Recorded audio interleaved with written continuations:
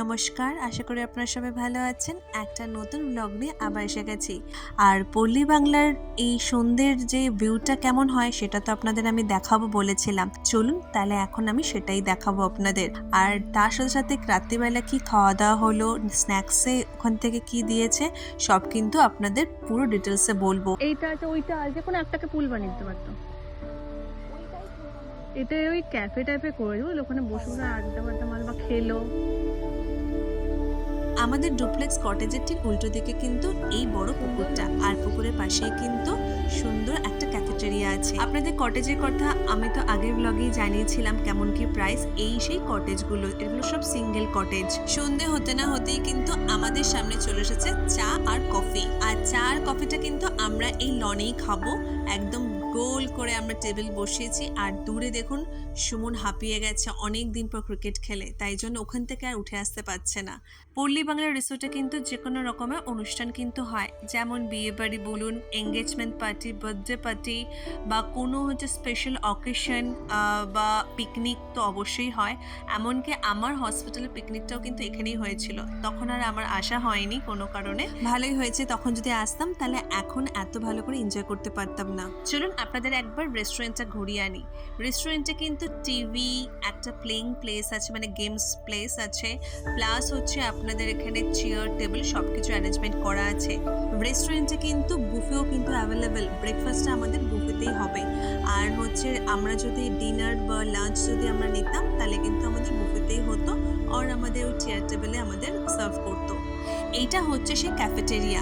এখানে দেখবেন যত এই বাংলার যে সেলিব্রিটিরা সবাই জামাই ষষ্ঠী দেন বার্থডে পার্টি সেলিব্রেট করছে, আমারই খুব চেনা কয়েকজন ইউটিউবার আছে, তারা কিন্তু এই জায়গাটায় কিন্তু সেলিব্রেশন করেছিল। খুব সুন্দর করে সাজানো আর একদম বাঙালিয়ানা ব্যাপারটা আছে কিন্তু এই জায়গাটার মধ্যে।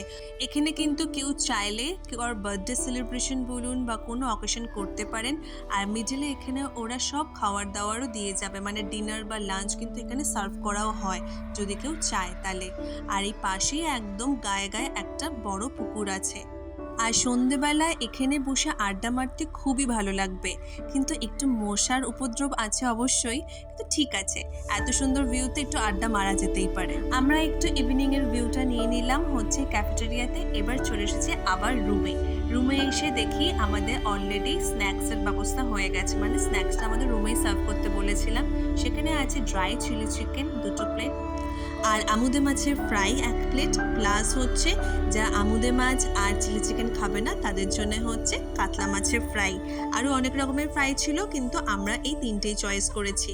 আর এই দেখুন দুই বন্ধুর কি কাণ্ড, দুজনে একটা চিলি চিকেনের পিস নিয়ে ঝগড়া করছে, ঝগড়া করতে করতে এই ওকে দেবে না, ও ওকে দেবে না, এই করে আমাদের সন্ধ্যাটা কাটলো। অনেক হাসি মজা, সব অনেক মেমোরিজ নিয়ে এই সন্ধ্যাটা কিন্তু আমরা কাটিয়েছি।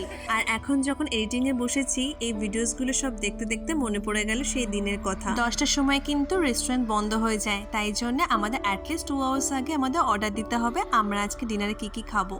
তো আমরা অর্ডার দিতে চলে এলাম একদম রেস্টুরেন্ট। আমরা ঘর থেকেই ফোন করে নিতে পারতাম, কিন্তু যেহেতু একটু ডাইজেস্ট করতে হবে, এত কিছু খাওয়া দাওয়া হচ্ছে, তাই রেস্টুরেন্টে গিয়ে অর্ডারটা দিলাম। এটা হচ্ছে পল্লী বাংলা রেস্টুরেন্টের মেনু কার্ড।